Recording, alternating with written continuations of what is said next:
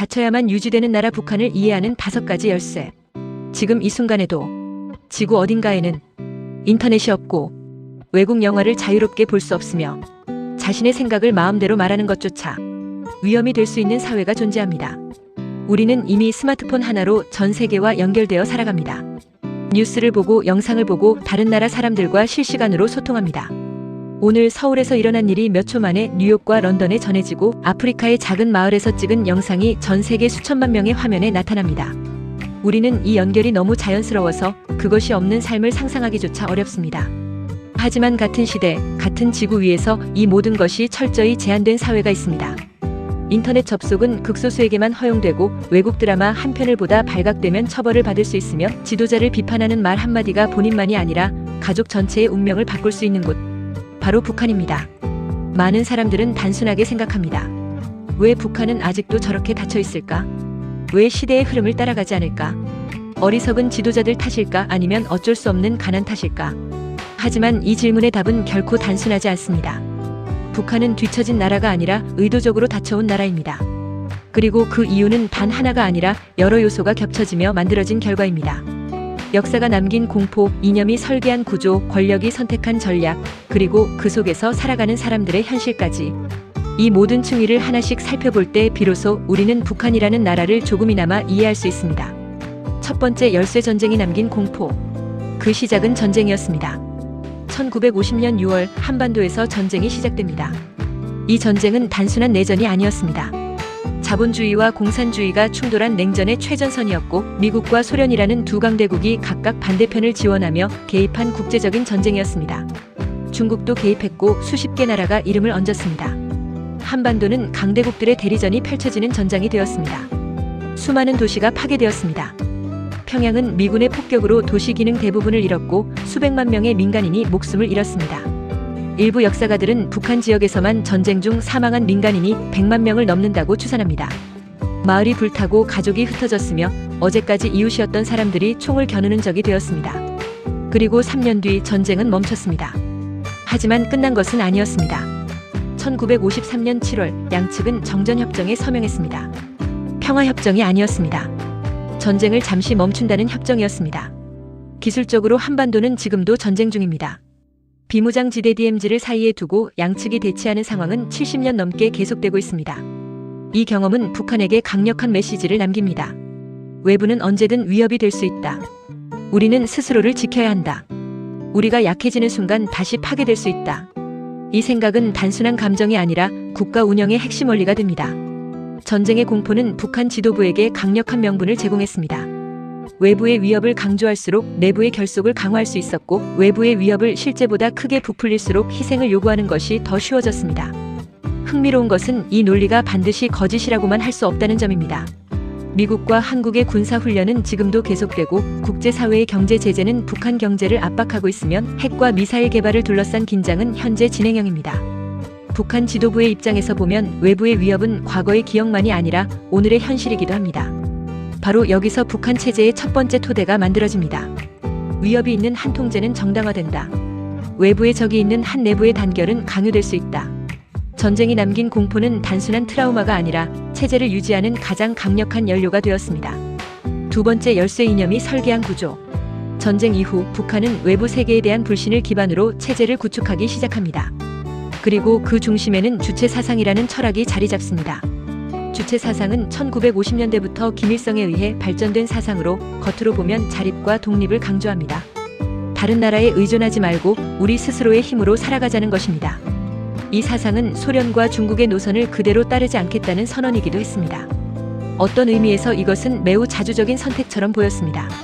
그러나 실제로 주체 사상이 만들어낸 것은 완전히 달랐습니다. 자립이라는 이름 아래 외부와의 연결을 최소화하고 국가 중심으로 모든 것을 통제하는 강력한 시스템이 구축되었습니다. 경제는 국가가 계획합니다. 어느 공장에서 무엇을 몇 개 만들지, 농장에서 어떤 작물을 얼마나 재배할지를 중앙에서 결정합니다. 개인이 스스로 선택할 수 있는 경제적 공간은 극히 제한됩니다. 교육은 국가가 설계합니다. 학교에서 무엇을 가르칠지, 어떤 역사를 배울지, 어떤 가치관을 심을지를 국가가 결정합니다. 교과서는 검열을 통과한 내용만 담고 교사는 정해진 방향으로만 가르칩니다. 문화는 국가가 허용한 것만 존재합니다. 어떤 영화가 상영될 수 있는지, 어떤 음악이 방송될 수 있는지, 어떤 책이 출판될 수 있는지를 국가가 결정합니다. 개인의 창작은 체제를 찬양하거나 적어도 체제에 반하지 않는 범위 안에서만 허용됩니다. 이렇게 되면 외부 세계는 자연스럽게 배제됩니다. 왜냐하면 외부의 정보는 이 구조를 흔들 수 있기 때문입니다.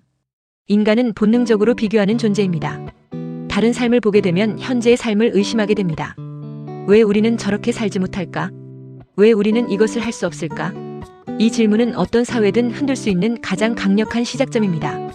북한이 두려워하는 것은 외부의 군사적 공격만이 아닙니다. 더 깊은 두려움은 비교입니다. 북한 주민이 한국의 평범한 일상을 보는 순간, 일본의 슈퍼마켓을 보는 순간, 미국의 거리를 보는 순간, 그 순간 체제가 유지해온 서사는 균열이 생깁니다. 우리가 어렵게 사는 이유는 적들의 위협 때문이라는 설명이 흔들리기 시작합니다. 그래서 북한은 정보를 단순히 제한하는 것이 아니라 외부 세계 자체를 보지 못하게 만듭니다. 이것은 정보를 통제하는 것이 아니라 현실을 설계하는 방식입니다. 북한 주민이 다른 세계를 상상조차 할 수 없도록 만드는 것, 그것이 주체 사상이 실제로 수행한 가장 중요한 기능이었습니다. 세 번째, 열쇠 정보 통제라는 무기. 북한의 정보 통제는 단순히 인터넷을 막는 것에서 그치지 않습니다. 그것은 훨씬 정교하고 체계적인 방식으로 작동합니다. 인터넷은 존재하지 않습니다. 정확히 말하면 일반 주민들이 접근할 수 있는 인터넷은 없습니다. 대신 국가가 통제하는 내부 인트라넷인 광명이 존재합니다. 이 안에는 국가가 허용한 내용만 담겨 있습니다. 뉴스, 교육자료, 일부 오락 콘텐츠 모두 검열을 통과한 것들입니다. 외부 세계와의 연결은 철저히 차단됩니다. 라디오와 텔레비전은 국가가 제작한 콘텐츠만 방송합니다. 뉴스는 지도자를 찬양하고 외부 세계의 위협을 경고하며 북한 체제의 우월성을 강조합니다. 드라마와 영화는 혁명의 정신이나 항일투쟁 또는 사회주의 건설의 영웅들을 주인공으로 합니다. 심지어 라디오 수신기도 국가가 정한 주파수 범위로만 맞춰져 있어서 외부 방송을 청취하기 어렵습니다. 외국 방송을 듣다 발각되는 것은 심각한 처벌의 대상이 됩니다. 이렇게 만들어진 환경에서는 사람들이 다른 기준을 알지 못하기 때문에 현재의 삶을 자연스럽게 받아들이게 됩니다. 어릴 때부터 이 환경 안에서 자란 사람은 다른 세계가 어떤지 알 방법이 없습니다.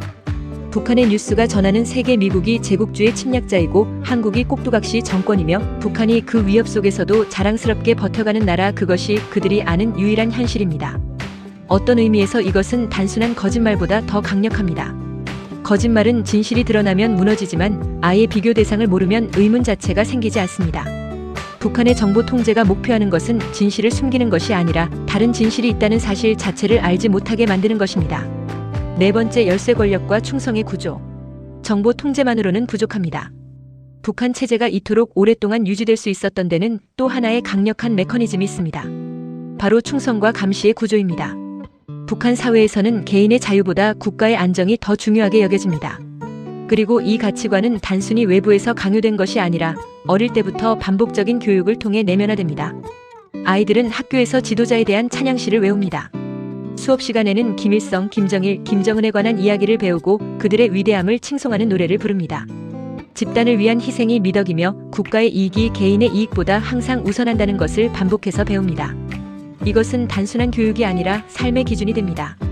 이 기준 속에서 성장한 사람들에게 다른 방식의 삶은 오히려 낯설고 이질적인 것으로 느껴질 수 있습니다. 개인이 스스로 선택하고 비판하는 사회는 혼란스럽고 위험한 것으로 보일 수 있습니다. 그리고 이 구조를 뒷받침하는 것이 바로 철저한 감시 시스템입니다. 북한에서는 국가가 국민을 감시하는 것뿐만 아니라 사회 전체가 서로를 감시하는 구조로 이루어져 있습니다. 인민반이라는 단위 조직이 이웃 몇 가구를 묶어 서로를 관리하고 보고하게 합니다. 직장에서는 동료들이 서로의 언행을 주시하며 가족 안에서도 신중함이 요구됩니다. 말 한마디, 표정 하나, 작은 행동 하나가 문제가 될 수 있습니다. 이런 환경에서는 사람들이 스스로를 통제하게 됩니다. 누군가가 강제로 억압하지 않아도 이미 내부에서 통제가 이루어지는 것입니다.